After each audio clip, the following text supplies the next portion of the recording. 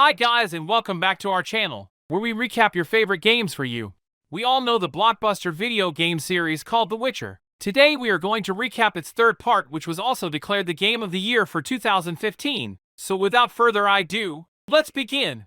The world is at the edge of darkness, hunger, and war. Empire's Emilia has marched his legions into the land so that they can occupy every fortress from the Bran land to the Blue Mountains. Men of the north decide to stand against it as their kings had failed them, so now they turn towards the gods, yet they don't plead in front of them. Because of this, evil starts to upraise, so gods allow the holy powers to step into the human domain to fix this problem. The magic starts spreading across the lands and humans decide to study it. It brings power, wealth, and monsters. Many monsters arise like werewolves, core eaters, trolls, and others. To counter this, some powerful humans rise who work for coins and kill these mutated monsters. They are called Witchers. Geralt of Rivia appears. He is with Yennefer of Vengerberg. They both are present at Kaer Morhen and are spending an intimate morning together. They both seem to be happy with these moments, and they also adopted a daughter who is also a Witcher in training. Her name is Ciri. She learns to fight, but still she must get knowledge about these monsters, which will help her in killing them. His uncle Vesemir is trying to teach her about the weaknesses of monsters. Geralt taught her that without wisdom it's like playing with fire, which can burn you. However, Geralt does not agree with Vesemir about Ciri's training, as according to him she is still too young for fighting with horrible monsters out there. As they all are talking, Geralt saw a vision of a ship approaching with many mask-wearing human-like monsters. The Wild Hunt. It seems that war is coming toward them. However, before the Wild Hunt can cut down his loved ones, Geralt awakes from his nightmare. He is not at Kaer Morhen. Yennefer is still missing and Ciri has not been seen in years. But Vesemir is with him. After talking to him, Geralt shakes the dream from his mind and saddles up to continue his search for Yennefer. So they reach the village of White Orchard as their first stop. They both start inquiring about the Yennefer in hope that someone may have seen her. Soon they get their first clue about her. But this village is facing many problems, including a murderous griffin attacking the occupying force of Nilfgaardians that they have recently taken over. Geralt decides to address this problem, and in doing so he finally reunites with Yennefer. It's a surprise for Geralt that Yennefer is working for the Nilfgaardians Empire. However, despite being reunited, they don't get enough time for themselves, as Emperor himself has asked to see this matter seriously and on priority. As they start their journey towards Vizima, which is now occupied by the invading Nilfgaardians, the Wild Hunt appears and attacks Geralt and Yennefer. They both hardly escape from them and reach the capital. Here they meet with the Emperor, or the White Flame, dancing on the graves of his foes, which is daunting, but Geralt knows that he is also the biological father of Ciri. However, Emperor has recently received news that his soldiers have seen Ciri on the continent. They saw her sketch on the paper as their young little Witcher is now grown into a beautiful young woman. But now her biological father wants her back so that he may announce her as his successor to the throne.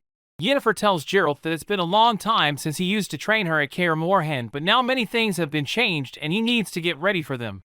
Finally, they decide that they will only focus on Ciri and leave everything else. But Geralt is worried about the Wild Hunt, as they can sense Yennefer's magic, which she often uses to find Ciri. Yennefer has allied herself with Nilfgaardians so that she can receive information about her lost daughter. It will help them to save her from Wild Hunt. After all, this still Ciri's location is doubted and nobody knows exactly where she is now. Geralt is a great tracker, so they get started. Ciri has been spotted in 3 places in the last few months. One is the countryside of Velen, the free city of Novigrad, and the Isles of Skellige. So Geralt and Yennefer decide to search for her separately so that they can find her soon. Velen is a place that is swamp-infested and war-torn land. Geralt gets more evidence here that Wild Hunt is also looking for Ciri and what she is doing here in Velen. However, when he meets with Velen's new bloody baron, Philip Stranger, it becomes clear that Ciri had crossed these paths with him not long ago. But Baron only agrees to give all information about Ciri if Geralt will help him in finding his family, which is missing for a while now. However, while talking to Geralt, Baron went into the flashback where Ciri appears and saved his men from a werewolf. This information is very important for Geralt, so he solves the mystery of where his family is gone. After knowing the horrible tale of abuse, Geralt can find his wife and daughter, the latter of which fled to Oxenfurt, the former still missing. Now Geralt moves forward in his journey. He meets with Kieran Metz, an old sorceress acquaintance. Geralt is trying to track down a masked man who is also looking for Ciri. But all this brings more battles with the Wild Hunt, but soon it is revealed that Ciri is involved with the witches of Crookback Bog. So Geralt starts searching for witches, and during this, he reaches a town in the middle of the bog full of children, and one old crazy woman is also present there. Geralt soon realizes that she is Baron's wife, but she is in control of crones of Crookback Bog, who attempted to ransom Ciri to the Wild Hunt. So Geralt returns to Baron with all this information. On the other side, after Ciri saved the Baron's life from a basilisk, with her elder blood power, she realizes that she needs to keep moving as Wild Hunt is after her and they can smell her presence. So she starts her ride towards Novigrad so that she can find help and a place to hide from Wild Hunt. So Geralt, after saving Baron's family, also starts his journey towards Novigrad.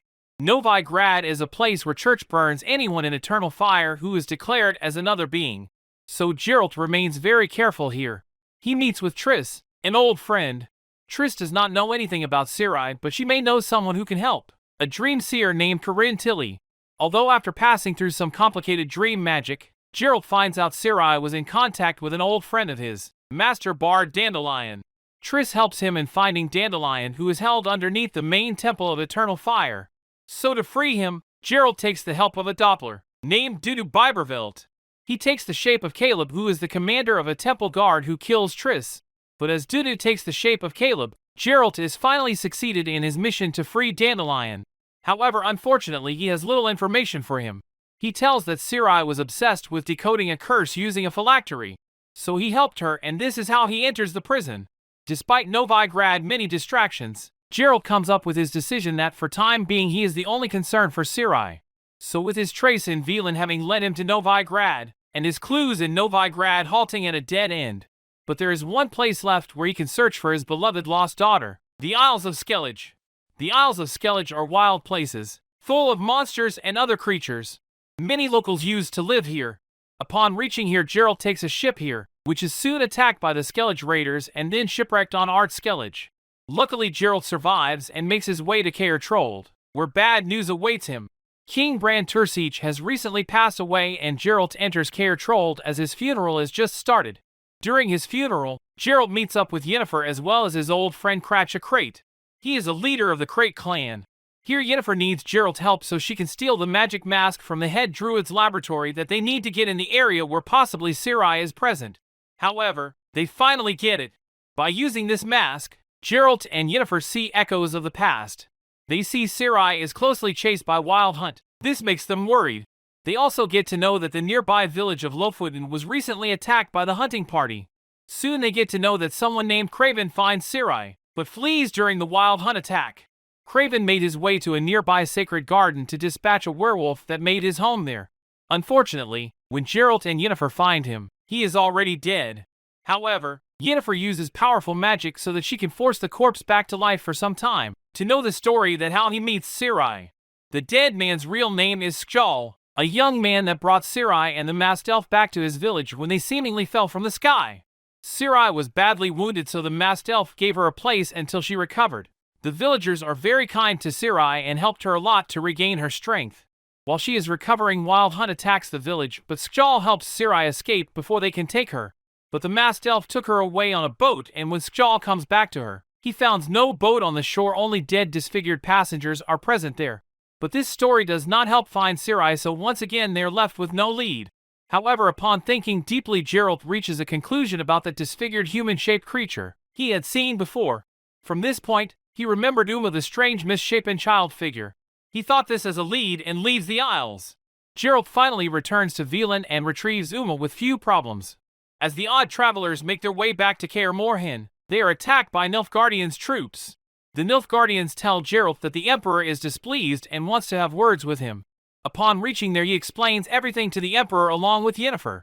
The Emperor is impressed with Geralt and Yennefer's efforts and allows them to leave.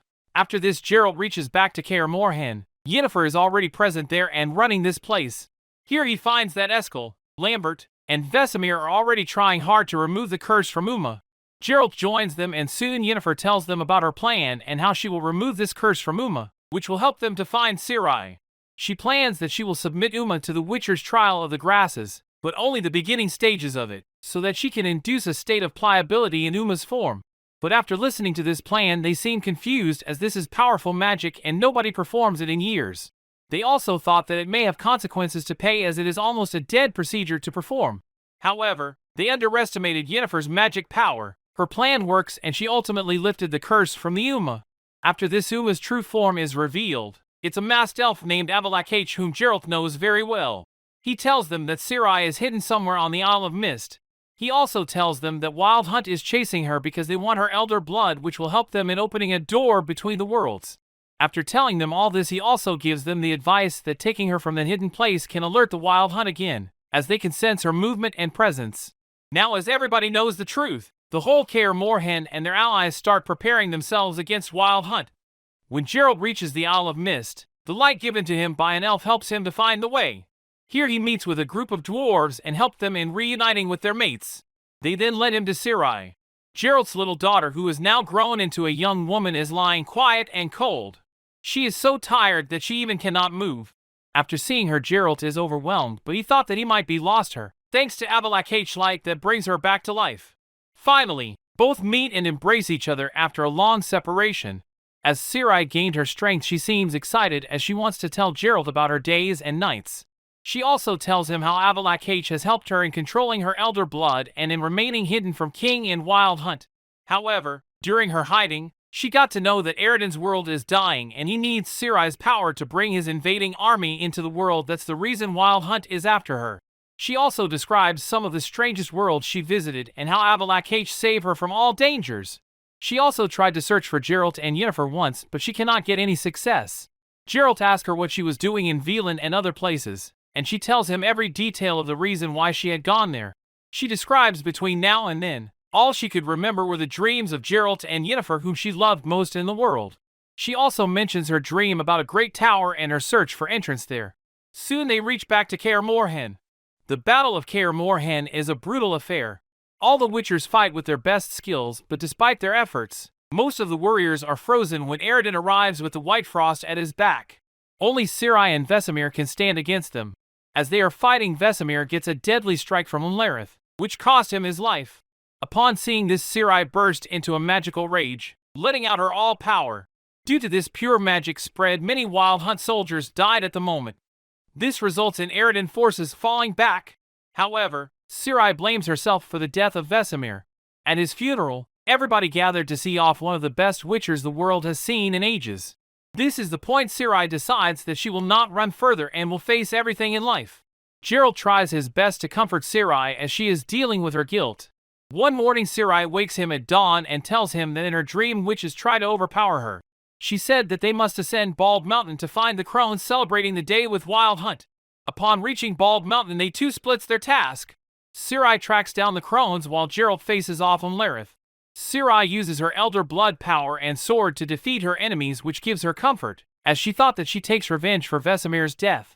Geralt finds Unlerith and a fight starts between the two, but the Witcher proves deadly for the lieutenant. Upon defeating him, Geralt burns his head. After this, they go to Novigrad, saving both Philip and Margarita from Dijkstra's wrath and physical captivity. Ciri returns to the people who helped her earlier as she wants to know whether Geralt trusts her or not, as she does not feel confident about her. While in Novigrad, Avalakh needs Geralt's help for finding an elf, because Avalakh wants to show him how Eredin murdered their previous king so that the next time Eredin calls for aid, he may not receive any. Both of them are concerned that how the world is overcome by White Frost. This is the point where Geralt gets to know how they escaped from the Wild Hunt. Ciri had saved Avalakh, and that's the reason why Eredin is now so convinced to kidnap her. On the other side, Eredin asks for help from his allies, and Avalakh tells others about the Sunstone, which can summon the Wild Hunt ship. By calling them, they can kill them once and for all. So this group returns to Skellige so that they can find the Sunstone. As they are looking for it, Ciri finds out that Avalakh has a secret lab. Geralt, Yennefer, and Ciri find this lab. They are surprised to see how much Avalakh is obsessed with Ciri's bloodline. After seeing all these, Ciri feels anger and hate. With everything gathered, Avalakh summons the Naglfar. The Lodge sorceresses prevent the Wild Hunt from escaping, while Geralt and Ciri storm the ship. As they are on their way to find Eredin, they are attacked by his allies who want to stop them. But this brave group fights with tremendous bravery. Eredin teleports Geralt to the top of the mountain where the two fight, and after this Eredin returns them to the Naglfar for a final stand. Geralt finally ends this battle by killing him, but soon he gets to know that Avalakh might have his plans for Ciri. Reuniting with Yennefer, both Geralt and she realize that Ciri is with neither of them. Meanwhile, they saw a glowing tower which is radiating energy in the sky, tearing open a rift between the worlds. As they reach there, Sirai appears and told that it was her idea as she plans to enter the rift and defeat the White Frost before it can destroy this world. Gerald tries to stop her as she does not need to sacrifice her, but Sirai seems to determine in her plan. She tells him that it's her story and she is the one who can finish it, so she has to face the White Frost. As she enters it, everything vanishes. Now Gerald is left with memories only. However, his quests will continue. Thanks for watching. Please remember to like and subscribe for more great videos. We will see you in the next one.